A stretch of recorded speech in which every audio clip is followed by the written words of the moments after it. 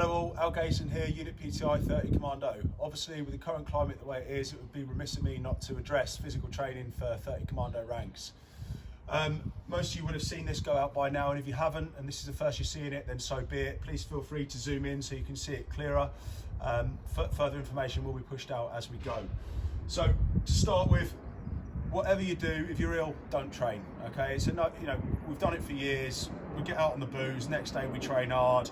We're ill, we train hard. It's not the right thing to do, okay? I know we do it, but certainly with the uncertainty of the virus going round, I would not recommend training if you're at all unwell. What I've done here is I've put a basic program together, very basic program, just to give structure to those of you that aren't necessarily phys savvy all the time, okay? And obviously, we've all got the drawers of Monster Munch drawer, your biscuits and the kids' Xbox, okay? Don't let that keep you away from the important stuff, okay? So homeschooling's one thing, going through their lunchbox is another thing, okay? We're all guilty of it. To that end, let's keep on top of our phys routine. Okay, as a minimum routine then, what we're looking at here is I've given you four different sessions to do. First session being a 3 to 5 mile run. That's not a 3.5, that's a 3 to 5 mile run, 4 time, looking to be heavy breathing throughout, pushing yourself out that comfort zone as best as you can. Obviously, at the minute, we can still go out and do exercise. If government advice changes, then we'll adjust accordingly. You can add load to that, so depending on how long we are obviously off off work, working from home, you can add load to that and alternate it 1 week to the next. Or obviously if you're mega into your cardio stroke running, then you can do a loaded and an unloaded.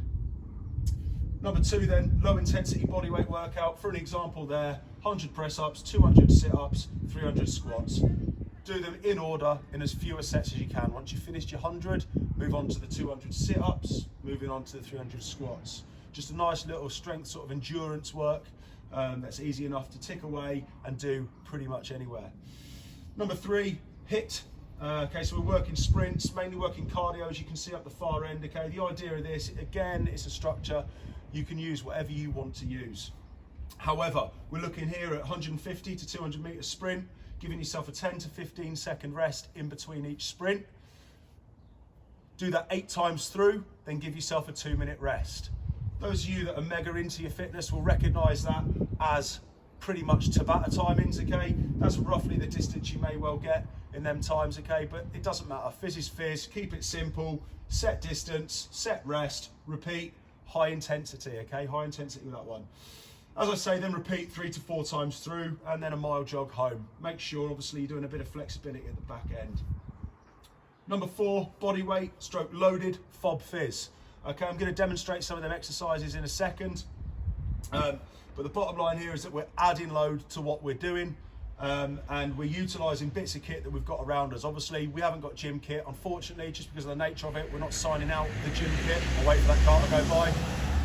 Unfortunately, I can't afford to pay for a proper studio, so you're in my driveway. Okay, FOB fizz then, utilising bits of kit that we've got: roll mat, webbing, Bergens or day sacks. I've utilised Bergens today, another car. But it doesn't really matter what you use, and all I've done there is I've used a broomstick handle, put it between the two, and a little bit of tape to stop it falling out every 5 minutes. With this then, Bergen thrusters 5 reps, webbing twists 10 reps, webbing swings. You can also do Bergen swings. It's the same exercise, just with 2 different bits of kit. And then Bergen clean and press, and that's where I've utilised this pole on the top. You can do it just with a Bergen, but depending on what you've used to load the weight up, it can be quite awkward once you get it into that top position before you throw it up there. Not so much for the clean and press, but certainly for the thrusters.